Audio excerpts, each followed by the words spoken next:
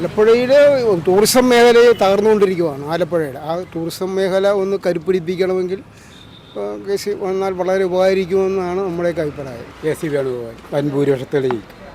വൻഭൂരിപക്ഷത്തോടെ ജയിക്കും. ഞാൻ കഴിഞ്ഞ പ്രാവശ്യം ആരിഫിനാണ് വോട്ട് ചെയ്തത്. കഴിഞ്ഞ പ്രാവശ്യം ഈ പ്രാവശ്യം KCക്ക് ഞാൻ വോട്ട് ചെയ്തു. ഇപ്പോൾ ആര് വന്നാലും മാറ്റമൊന്നും വരാൻ പോകുന്നില്ല. ഇപ്പോൾ നമ്മുടെ ഒരു പാർട്ടി അനുഭാവിയുണ്ട്, അവർ നമ്മളെ ആൾക്കെ ചെയ്യത്തുള്ളൂ. ഇവിടെ മുൻതൂക്കം ഞാൻ നോക്കി ശോഭാസുരൻ തന്നെ.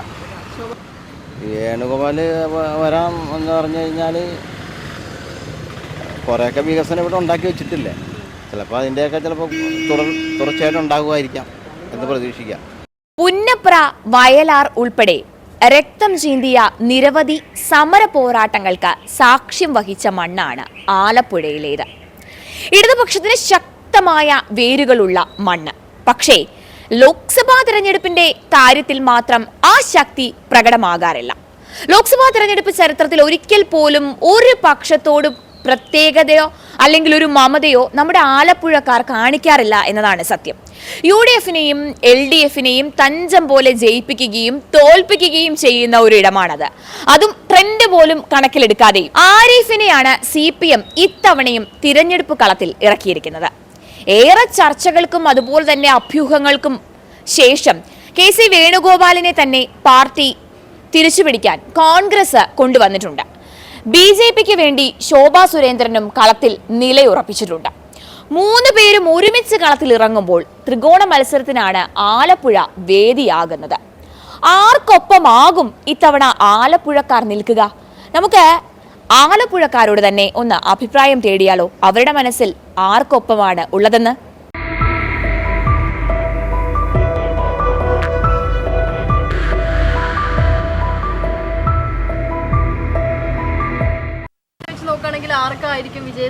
വേണുഗോപാൽ. ഈ നേരെ കാണുന്ന പാലം വളരെ ഞാൻ 40 കൊല്ലമായിട്ട് ഈ പമ്പിലുണ്ട്. നേരെ കാണുന്ന ഈ പാലം ഒരു ലോറി പോയാൽ ഒരാൾക്ക് നടന്നു പോകാനൊക്കത്തില്ല. പുള്ളി MLA ആയ കാലഘട്ടത്താണ് ഇങ്ങനെ ഈ പാലം എന്ന് മാത്രമല്ല ആലപ്പുഴയിൽ പാലങ്ങൾ റെഡിയായത്. അത് തന്നെ ഒരു പ്ലസ് പോയിന്റാണ്. KC വേണുഗോപാൽ വൻഭൂരിപക്ഷത്തോടെ ജയിക്കും. ഇവിടെ മുൻതൂക്കം ഞാൻ നോക്കി ശോഭാസുരൻ തന്നെ. അത് സകല പ്രവൃത്തിയും കാര്യങ്ങളും കൊണ്ട് ജനങ്ങൾക്ക് വേണ്ടിയുള്ള ദരിദ്രപൂർ സർക്കാരിൻ്റെ വികസന നേട്ടങ്ങളെ പറ്റിയുള്ള അതുകൊണ്ടാണ് പറയുന്നത്. ശോഭാസുരന് ചാൻസ് വിടാം.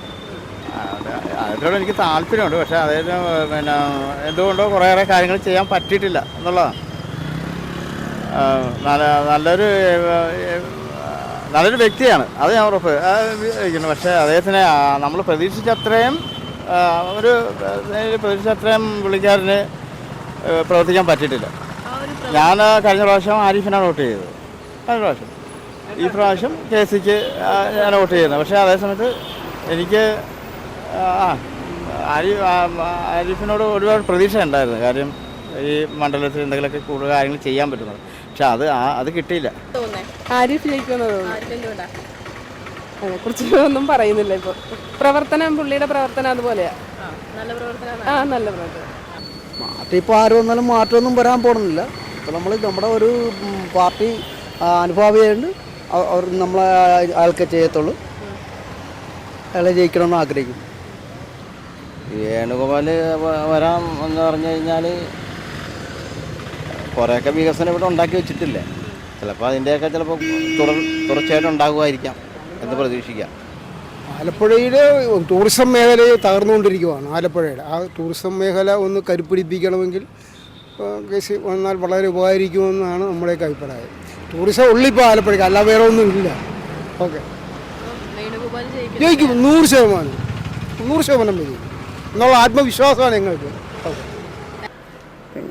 പിന്നെ അങ്ങനെ വീട് വെച്ച് കൊടുക്കുക, അങ്ങനെ തീരദേശ അവിടെ സ്ഥലങ്ങളിലെല്ലാം ആളുകൾക്ക് ഒത്തിരി സഹായിക്കുക, ഇങ്ങനെയൊക്കെ.